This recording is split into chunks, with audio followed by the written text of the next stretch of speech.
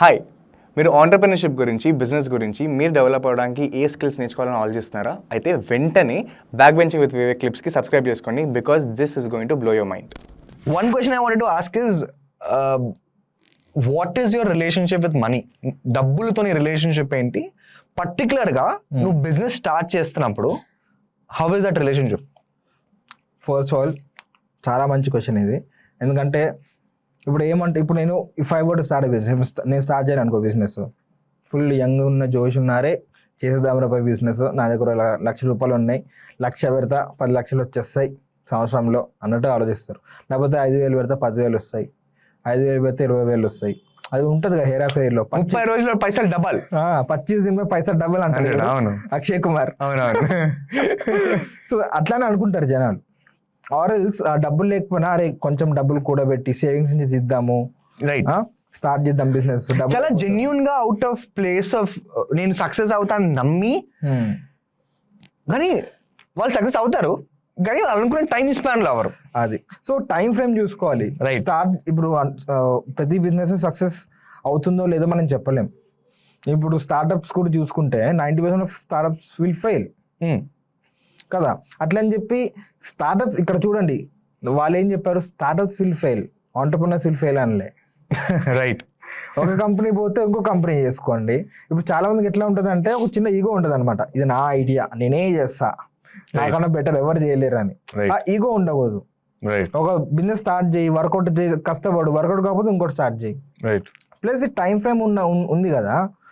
నేను ఎట్లా చెప్తా అంటే ఒక బిజినెస్ స్టార్ట్ చేస్తే అట్లీస్ట్ ఆన్ ద మినిమం ఒక 1 year వరకు నీకేం ప్రాఫిట్ రాదు అనుకొని చేసుకోవాలి. 1 year వరకు నీకేం ప్రాఫిట్ రాదు, ఆ 1 year వరకు నువ్వే డబ్బులు ఖర్చు పెట్టాలి. ఈ డబ్బులు 1 year వరకు నువ్వు ఖర్చు పెట్టగలిగితే then you go and start a business. Right. నీ ప్రజెంట్ లైఫ్ స్టైల్, ఇప్పుడు నువ్వు ఎక్కడ ఉంటున్నావు, నీకు రెంట్కి ఎంత అవుతుంది, తినడానికి ఎంత అవుతుంది, ఫ్యామిలీ ఏమైనా ఉందా, ఇదంతా డౌన్ గ్రేడ్ కాకుండా ఇంతనే ఉంటుంది. ప్లస్ నీకు ఎక్స్ట్రా డబ్బులు ఉంటే 1 year వరకు నువ్వు పెట్టగలుగుతావు ఒక బిజినెస్, ఆన్లైన్ ఆఫ్లైన్ ఏదన్నా అవన్నీ. Then only go in to business. Is it just about the money? So ఇప్పుడు ఏమవుతుందంటే, ఇప్పుడు చాలా మంది బిజినెస్ స్టార్ట్ చేయాలంటే they want better life style. మనమంతా మిడిల్ క్లాస్ నుంచి వచ్చాము, ఇంకొంచెం బెటర్ లైఫ్ స్టైల్ అవ్వాలని చెప్పి money is the motivator for a lot of people. డబ్బులు సంపాదించుకుందామని చెప్పి దానికి బిజినెస్ రైట్, చాలా మంది చేస్తారు, అండ్ తప్పేం కాదు అది. సో ఆ డబ్బులు ఎలా సంపాదించాలి అని తెలుసుకోవడానికి డబ్బులు వెనకాల పడేసి బిజినెస్ గురించి తెలుసుకోరు వాళ్ళు. రైట్. సో నేను స్టార్ట్ చేస్తా 3 months ప్రాఫిట్ వస్తుంది, 1 monthలో ప్రాఫిట్ వస్తుంది అనేది తప్పు. ఇప్పుడు నేను సేవింగ్స్ ఉన్నాయి, ఇప్పుడు ఇట్లా నాకు లైఫ్ స్టైల్ ఉంది, నాకు నెలకి 30,000 ఖర్చు అవుతుంది అనుకోండి, రెంట్ తినడానికి అది ఇది అని. నా దగ్గర ఓ 2 లక్షలు ఉన్నాయి, 2 లక్షలు పెట్టి బిజినెస్ పెడతా, ఒక 2 నెలలు 3 నెలలు 6 నెలలు ప్రాఫిట్ రాదు. అప్పుడు ఏం చేస్తా, ఇప్పుడు నాకు 30,000 ఖర్చుని తగ్గించుకొని బిజినెస్లో అన్న పెడతా, లేకపోతే అది ఎందుకురా బాబు బిజినెస్ అని చెప్పి వదిలేస్తా. ఇప్పుడు చూసుకుంటే బిజినెస్ స్టార్ట్ చేయకుండా ఎంత, నాకు 2 లక్షలు ఉండే, ఇప్పుడు ఆ 2 లక్షలు కూడా లేవు, ప్రాఫిట్ కూడా రాలేదు.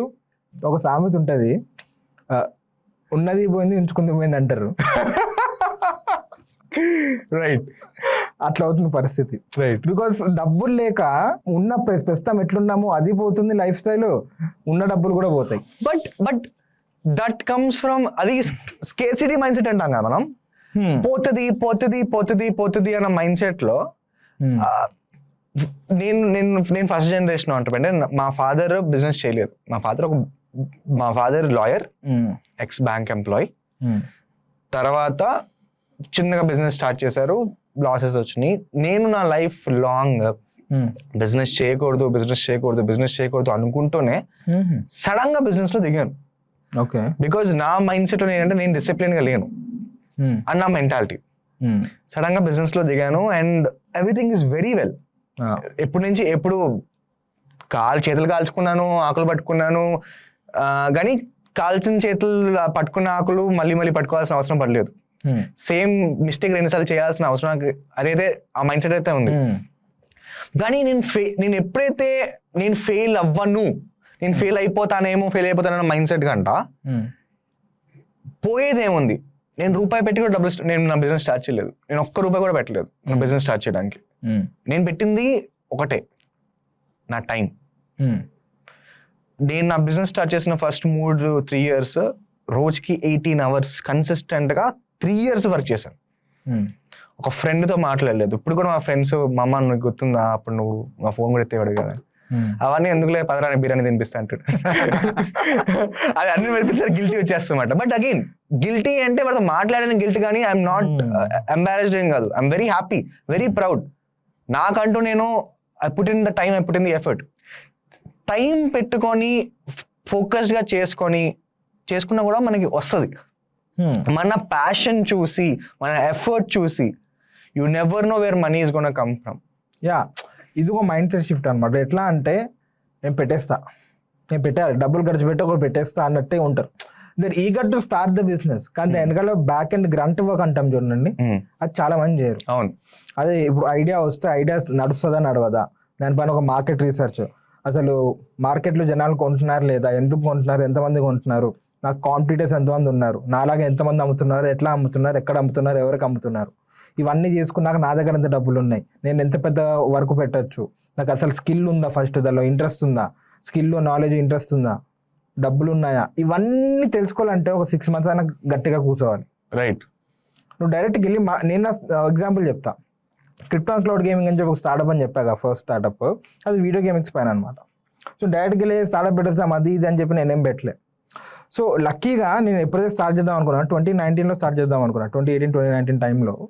అదే ఇయర్లో మనకి 3 biggest గేమింగ్ కాన్ఫరెన్సెస్ ఉంటాయన్నమాట ఇండియాలో, కానీ వరల్డ్ వైడ్. కానీ ఎన్విడియా గేమ్ ఆన్ అని చెప్పి ఒకటి ఉంటుంది, అది AMD game on, Nvidia the gamers connect, something like that. ఇంకోటి IGX అని, ఇండియన్ గేమర్స్ కమ్యూనిటీ అని, ఈ 3 ఉంటాయి అన్నమాట. రైట్. ఈ 3 ఉంటాయి. ఈ 3 లక్కీగా ఆ ఇయర్ హైదరాబాద్లో జరిగాయి. Okay, right. నేనేం చేశాను అంటే సింపుల్గా నేను ఒక 10 questions 12 questions రాసుకొని నువ్వు గేమింగ్ ఆడతావు, ఆబ్వియస్లీ గేమర్స్ వస్తారు అక్కడ, నువ్వు రోజుకి ఎన్ని గంటలు గేమ్ ఆడతావు, నువ్వు TV video games PlayStation ఎక్స్బాక్స్లో ఆడతావా, కంప్యూటర్లో ఆడతావా, సో ఫ్రీగా మార్కెట్ రీసెర్చ్ చేస్తావు అంతే. సో అట్లే అదేంటి నేను రాసుకొని వెళ్ళి ఈ 3టికి వెళ్ళా నేను. ఈ 3టికి వెళ్ళి ఎవరు కనబడితే అడిగి భయ్యా చిన్న ఇంటర్వ్యూ చేసుకుంటున్నాం చెప్పు అని చెప్పి వాడికి ఫోన్ ఇస్తుండే, వాడికి ఇంట్రెస్ట్ అయిపోతే నేను ఫోన్ లాక్కొని అది చెప్పు భయ్యా, నేను వాడికి లింక్ ఇచ్చి ఓపెన్ చేయాలంటే నా ఫోన్ ఇచ్చేస్తున్నా, నింపు. వాడికి ఇంట్రెస్ట్ లేకపోతే నేను నింపుతుండే. అట్లా నేను 3 కాన్ఫరెన్సెస్కి వెళ్ళి ఒక 500,000 people వరకు అడిగేసా. నాకు డేటా వచ్చింది అప్పుడు, ఓహో జనాలు ఇట్లున్నారు, వీళ్ళకి ఇది కావాలి అది కావాలి. రైట్.